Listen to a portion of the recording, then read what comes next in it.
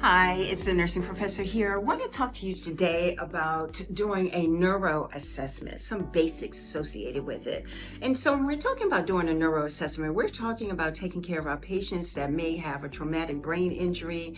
They may have gotten from gunshot wound or car accident or stabbing or something like that, along with those patients that have TIA or CVA, which is a stroke, same as a stroke, a clot in the brain. Also those that may have an autoimmune disease like multiple sclerosis or seizure disorders. So those are basically categories of patients that we're going to talk about doing an assessment on today. All right, so two types of assessment. First is Glasgow Coma Scale, which usually range from 3 to 15, and the NIH stroke scale, which goes from 0 to 42. So let's take Glasgow Coma first. Glasgow Coma Scale measures a person's level of consciousness. It looks at their ability to eye open on demand, their verbal response to questions, their motor response, and their pupil assessment. You're making sure that those pupils are reactive and that they are equal. And with that motor response, you're also measuring their motor strength and their speech and cognition. And so with Glasgow Coma, if you add up all of the scores that you get and it equals 8 or less, then that person is typically in a coma.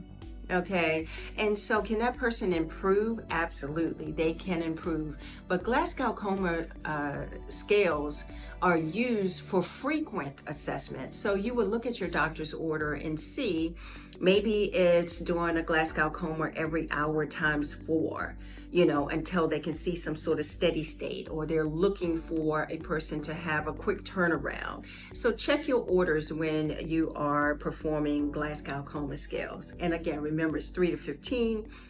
Anything that's 8 or less, person's in a coma. So you want that person to be as close to 15 as possible.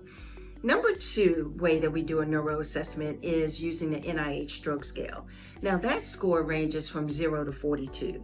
Now the higher the score, the worse that patient is. So you don't want anybody to be a high performer when it comes to an NIH stroke scale. You want them to be on the lower end. The 0, 1s, and 2s are okay for that. And so it's used to assess the severity of a stroke. Now we know a stroke is a clot in the brain, and so what it is going to assess is a person's level of consciousness. Again, are you alert and oriented? Do you follow commands? Can your eyes open? Do you have a verbal response? Do you have facial palsy, which is usually on one side of the face? It's one side drooping, or you can see a person can't control when they're speaking, and they might have some discharge, some saliva coming out of their mouths because they're unable to swallow. You're going to test their limb strength, sensation, and their language and speech. Okay, so all of that is assessed with a person when they are getting an NIH stroke scale, and it will again tell the severity of the stroke. So what can we do if a person actually has a stroke? So here we're talking about interventions and the medications that a person can get. So number 1 on the list is TPA, or better known as alteplase. Now that can only be given between 3 to 4.5 hours. If you're outside of that window, you cannot give it. The other thing to be careful of and to note that you do not give it if a person is having a hemorrhagic stroke. You only give it if that person is having an ischemic stroke. Very important for you to note the difference there. And you're also going to check that person's bleeding risk before you actually administer that, because again, why would you give a clot buster if that person is at risk for bleeding? You can make things actually worse. So TPA is one of the first medicines that we would give if we're inside that window.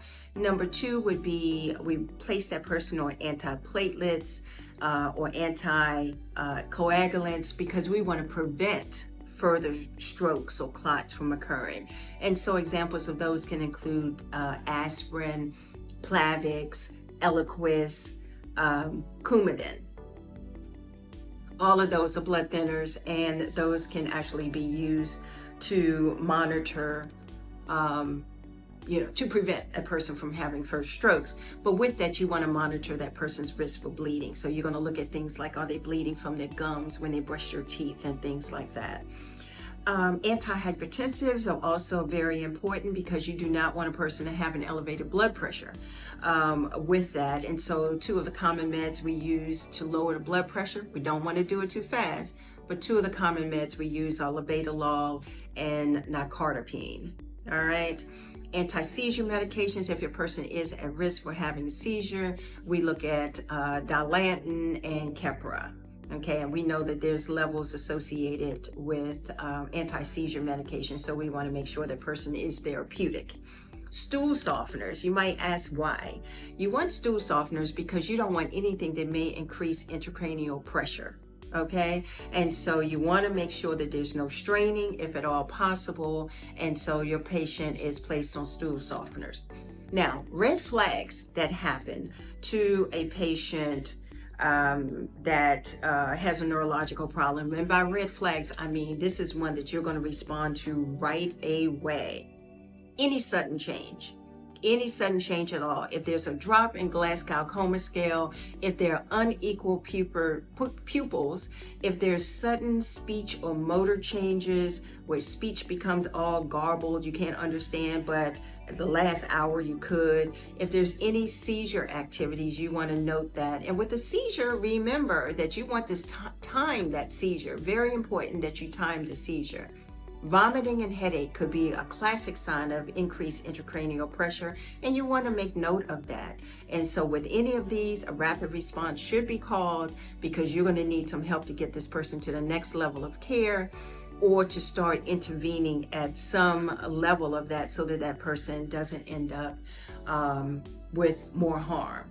And last but not least is to remind you of the Cushing's triad, and that's when you have an increased blood pressure but a decreased heart rate and a decreased respiration. It's called Cushing's triad, and you want to be familiar with that because if your person has those signs and symptoms, then again, that's something that you want to respond to right away. So I hope that helps as you're caring for your neurological patients. I will see you next video where we'll talk about those med-surg topics that you should know as you prepare for your final exam. I hope this helps. Like, comment, share, and I will see you next video. Bye for now.